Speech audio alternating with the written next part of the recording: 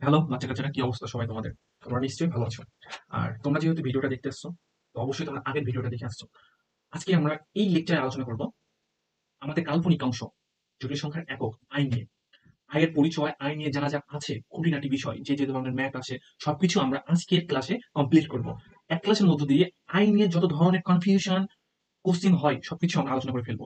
তো অবশ্যই তোমরা ক্লাসটা শুরু থেকে শেষ পর্যন্ত মনোযোগ সহকারে দেখবা। আমরা যদি প্রথমে আজকের টপিকের নাম কি বলতো? আয়ের পরিচয়। আয়ের পরিচয় যদি দিই, তাহলে আইটা কি? আইটা হচ্ছে জটিল সংখ্যার একক, ইউনিট অফ কমপ্লেক্স নাম্বার। এটা তো আমরা সবাই জানি, কমপ্লেক্স নাম্বার। তো এই আয়ের মানটা কি? আয়ের মানটা হচ্ছে √(-1). ঠিক আছে, আমরা যদি এখানে আই স্কোয়ার লিখি, তার মানে কি দুইটা আয় আছে, আই ইন্টু আই। এর মানটা কত হবে? শুধুমাত্র -1।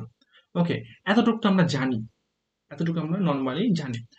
এখন তোমাকে যদি আমি প্রশ্ন করি যে ভাইয়া, একটা বাস্তব সংখ্যা আছে, একটা বাস্তব সংখ্যা আছে, ধরো একটা বাস্তব সংখ্যা হচ্ছে -2। মাইনাসটা না নিই, ঠিক আছে, আমরা প্লাস মানটা নিই। ধরো আমি 7 নিলাম, +7, কি হয়েছে এটা? ওকে, +7। আমি যদি এই মানটা একটা সংখ্যা নিলাম যার মানটা হচ্ছে +7, এই যে এই সংখ্যার সাথে যদি আমরা -1 গুণ করি, তাহলে কত হবে ভাই? -7।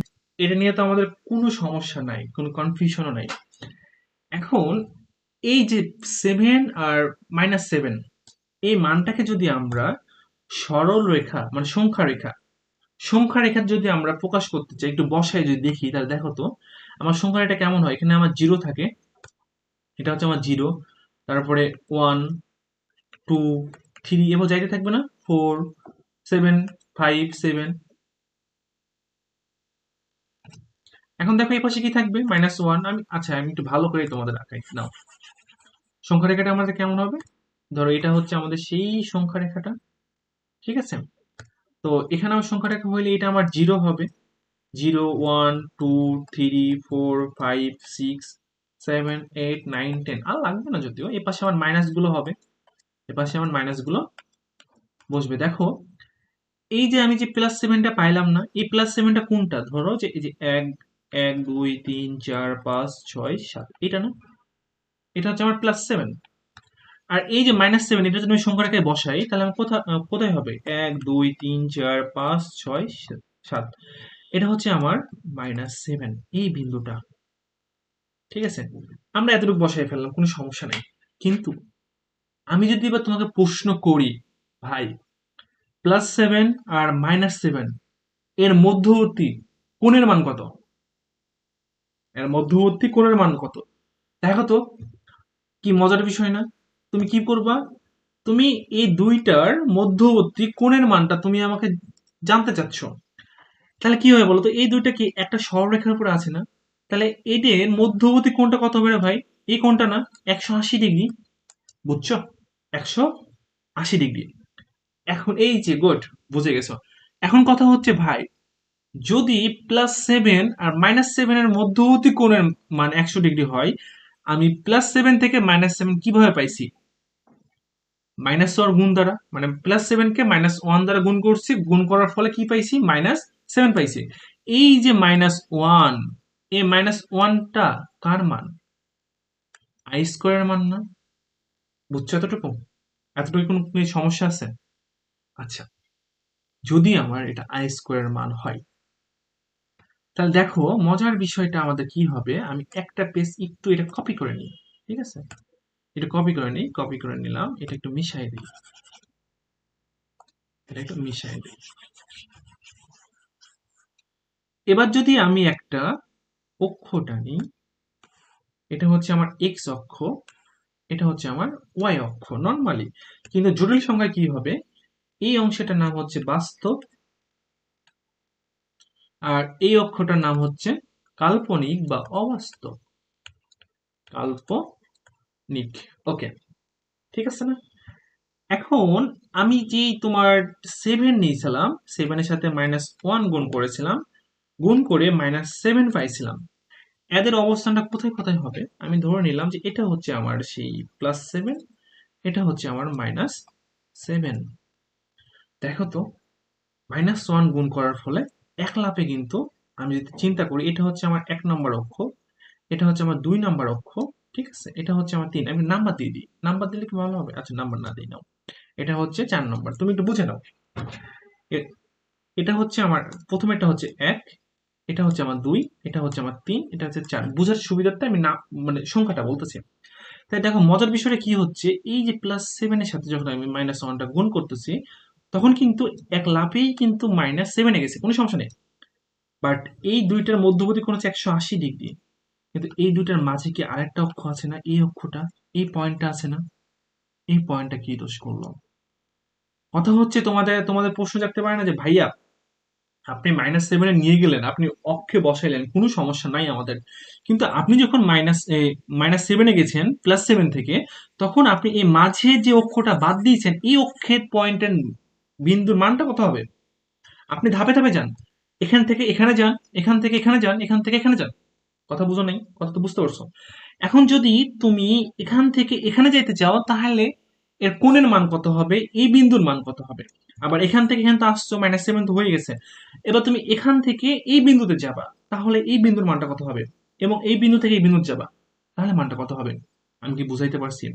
তুমি দেখো, যখন আমি +7 থেকে -7 আসছি, তখন এর মধ্যবর্তী কোণের মান কত হয়েছে? 180 ডিগ্রি। আমি যখন এই যে +7 থেকে এই বিন্দুতে যাব, তখন এর মধ্যবর্তী কোণের মান কত হবে বলো তো? 90 ডিগ্রি। গুড। এখান থেকে এখানে আসলে 90 ডিগ্রি হবে, এখান থেকে এখানে আসলে 90 ডিগ্রি হবে। যদি আমি টোটালটা ধরি, তাহলে কত হবে? এই 90, এই 90, এই 90 যোগ হবে, তাহলে কত হবে?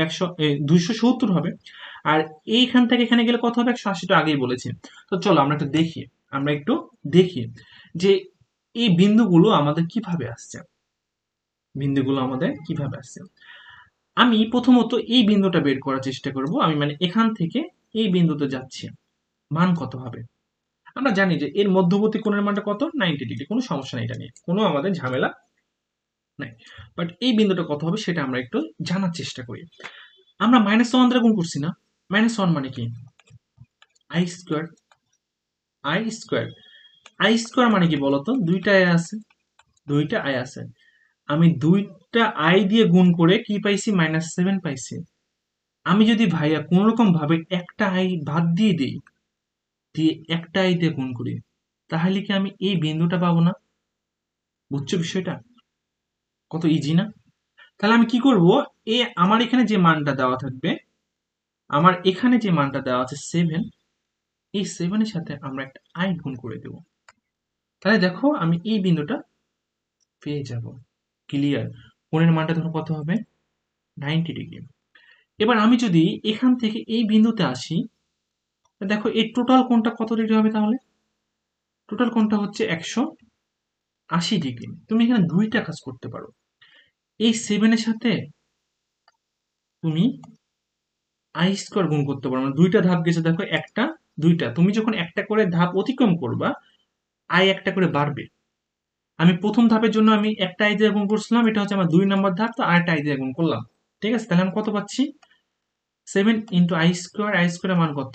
-1। তাহলে কত হবে? -7 হবে। বুঝতে পারছো? অথবা তোমার মন চাচ্ছে ভাই না, আমি এই -7 আই এর সাথে আই গুণ করে আমি এটা নিয়ে আসবো, দেখি হয় কিনা। চেষ্টা করো। দেখো, 7 আই আমার আছে, তুমি একটা ঘর আসছো না, এখান থেকে এখানে আসছো একটা, তাহলে একটা আই দিয়ে গুণ করবা, তা আলটিমেট কত পাচ্ছ? 7 আই স্কোয়ার। আই স্কোয়ারের মান কত? -1। তাহলে কত? -7। দেখছো কত সহজ? এবার দেখো, তোমার মন চাচ্ছে ভাই সেম ভাবে তুমি এই বিন্দু থেকে এই বিন্দুতে আসছো, ঠিক আছে, তাহলে বলো তো যে এই যে টোটাল, এই শুরু থেকে এখান এখন পর্যন্ত এই টোটাল কোণের মানটা কত হবে? 270 ডিগ্রি না? 270 ডিগ্রি। কত ইজি! এখন তুমি যদি ভাই এইটার মান বের করতে চাও, তাহলে প্রথমত 7 এর সাথে তুমি কত গুণ করবা? শুরু থেকে দেখো কয়টা গেছে ধাপ, একটা, দুইটা, তিনটা না? তাহলে কি করবা? আই কিউব দ্বারা গুণ করবা। আই কিউব, আই কিউবকে তুমি কিভাবে লিখতে পারো? I square into I, I স্কোয়ারের মান কত? -7, সরি, আই স্কোয়ারের মান হচ্ছে -1, আর এটা হবে আই, তাহলে আমি -7 আই পাবো। ক্লিয়ার? বোঝা গেছে? লাস্ট সেটা হচ্ছে যে তুমি এই বিন্দু থেকে এবার এই বিন্দুতে যাবা। তাহলে দেখো তো আমার এখানে 7 ছিল, 7টা লিখলা, লেখার পরে কয়টা ধাপ অতিক্রম করছো? একটা, একটা, দুইটা, তিনটা। এই যে দেখো এখান থেকে শুরু। একটা, একটা, দুইটা, তিনটা, চারটা না? তাহলে তুমি কি দ্বারা গুণ করবা? I to the for 4। I to the for 4 কে তোমরা কিভাবে লিখতে পারো? I square, I square, I স্কোয়ারের মান কত? -1, -1 আর -1 গুণ করলে কি হবে? +1। আর 7 ইন্টু +1 কত হবে? 7। দেখছো আমার 7টা পেয়ে গেছে। তুমি যদি আবারও, তোমার মন চাচ্ছে ভাই তুমি আবারও যদি এমন নাও যে তুমি এই বিন্দু থেকে, যে এই বিন্দুটা আছে না, এই বিন্দু থেকে তুমি যদি এই বিন্দুতে আসো আবারও, তাহলে আমার কত হবে? আই টু ডি পাওয়ার 5, এখানে আসবে আই টু ডি পাওয়ার 6, এখানে আসবে I to the power 7, I to the power 8। তুমি আবারও 7 পাবা। এই মানটা কি পাবা? আবারও তুমি রিপিট পাবা। আমি কি বুঝাইতে পারছি বিষয়টা? কত ইজি না? এখান থেকে আয়ের মানটা কেমন হবে, কোন কত হবে। দেখো এখান থেকে আরেকটা মজার বিষয় হচ্ছে, আমি বলেছিলাম যে এই যে এই অক্ষটা মানে এক্স অক্ষটা হচ্ছে বাস্তব অক্ষ। এরপরে যতগুলো মান থাকবে সবগুলো কি হবে? বাস্তব মান হবে। সেটার প্রমাণটা দেখো একটু তুমি।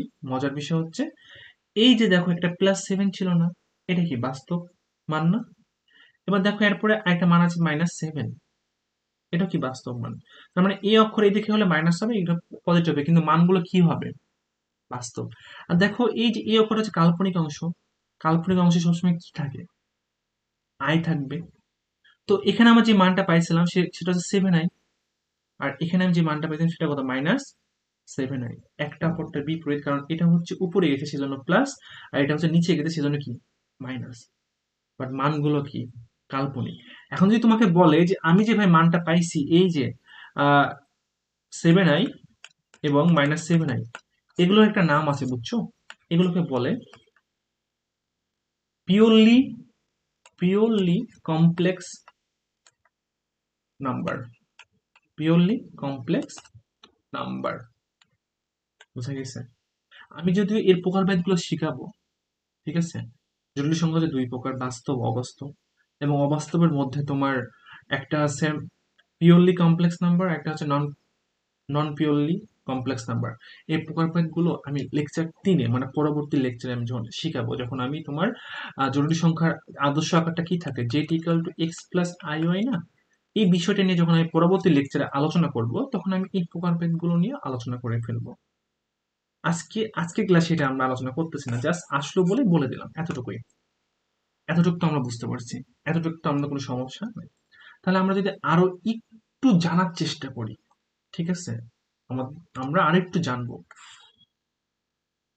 আর এই বিষয়ে আমরা আরো একটু জানবো, সেটা হচ্ছে যে আমরা জানি যে এই অক্ষরটার নাম হচ্ছে বাস্তব, এটা হচ্ছে আমার কাল্পনিক। কাল্পনিক। ওকে, কোনো সমস্যা নাই। এদিকে গেলে হবে মাইনাস, এদিকে গেলে হবে মাইনাস। আমি এবার এখানে একটা বিন্দু নিলাম, সেটা হচ্ছে 1। কত? 1। এখানে আমি আরেকটা নিলাম, এখানে আমি আরেকটা নিলাম, এখানে আমি আরেকটা নিলাম। কোনো সমস্যা নাই আমাদের। যদি আমি এটার মানটা বের করতে চাই, তাহলে আমি কি করব বলতো? এই যে যেটা দেওয়া আছে 1 দেওয়া আছে, 1 এর সাথে আমি কি করব?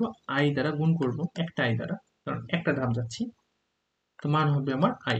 কোণ কত হবে? 90 ডিগ্রি। এখন যদি আমি এই যে এইটার মানটা বের করতে চাই, তাহলে এই 1 এর সাথে আমি দুইটা আই গুণ করব। 1 এর সাথে দুইটা আই গুণ করব। কেন দুইটা? কারণ ধাপ হচ্ছে দুইটা। এতক্ষণ তো আমরা বুঝে গেছি বিষয়টা। আই স্কোয়ার মান হবে কত? -1। এটার মান কত? -1। এটা বের করতে চাইলে কি হবে? 1 এর সাথে আমরা তিনটা আই গুণ করব। তিনটা আই গুণ করতে মান কত পাবো? 1 into i square into I. I স্কোয়ারের মান হচ্ছে -1, তো কত পাবো? -আই। আর এটার সাথে গুণ করলে কি পাবো? এই যে 1 into i to the power 4, I to the power 4 কে লিখতে পারি i square into i square. তো মান কত হবে আমার? আলটিমেট -1 গুণ করলে +1, আলটিমেট 1। আমি যদি আবার এটা ঘুরে আসি, আবার এটা এখান থেকে এখানে আসলাম, সরি, এখান থেকে এখানে আসলাম, আবার এখানে আসলাম, আবারও এখানে আসলাম, আবারও এখানে আসলাম, মানটা আমাদের কোনো চেঞ্জ হবে? এই বিন্দুতে কি মানটা কোনো চেঞ্জ হবে? কোনো চেঞ্জ হবে না, আমরা এই ওয়ানই পাবো। তাহলে দেখো তো আমার আয়ের মান তাহলে আমাদের কি কি হতে পারে?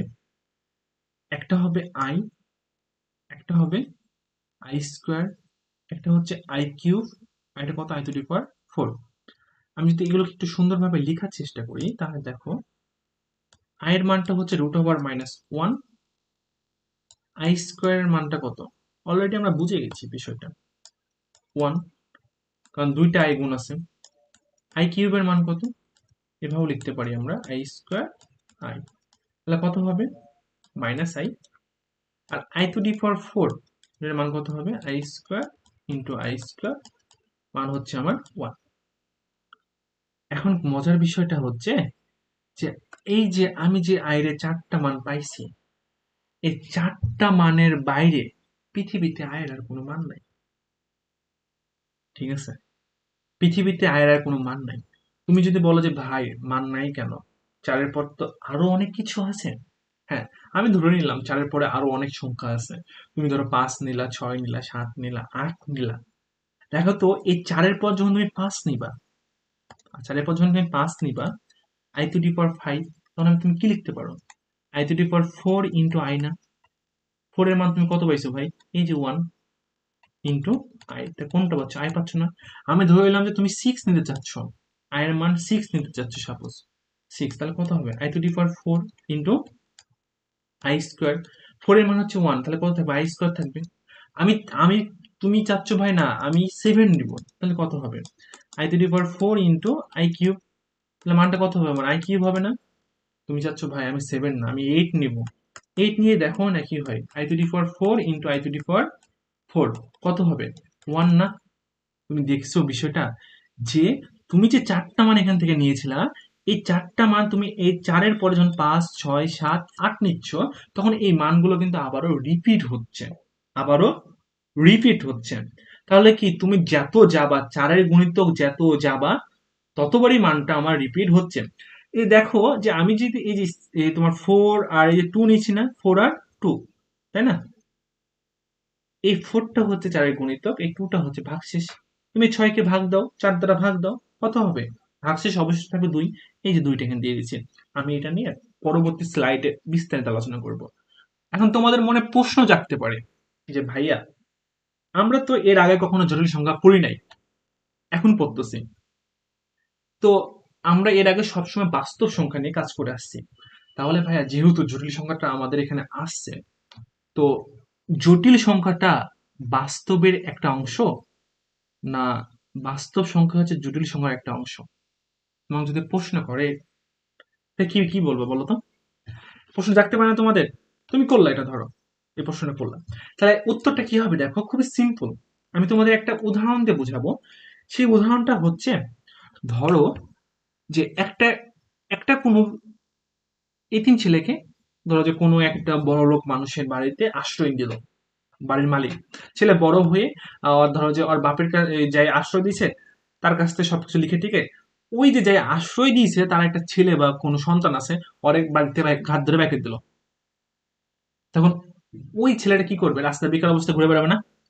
আর যে আশ্রয় নিল তারই সব হয়ে গেল না? যে এতিম ছিল আগে, যাকে আশ্রয় দিয়েছে, সে কি সবকিছু মালিক হয়ে গেছে? সেম বিষয়টা হচ্ছে এমনটা ভাই। ঠিক আছে, ধরো যে এই বাস্তব সংখ্যাটা ছিল, বাস্তব সংখ্যা জটিল সংখ্যাকে আশ্রয় দিয়েছে, এই জটিল সংখ্যা সবকিছু নিয়ে নিয়েছে। তাহলে আমরা বলতে পারি এখান থেকে যে জটিল সংখ্যার মধ্যে হচ্ছে আমাদের বাস্তব সকল সংখ্যা, জটিল সংখ্যা বাস্তব সংখ্যার আন্ডারে না।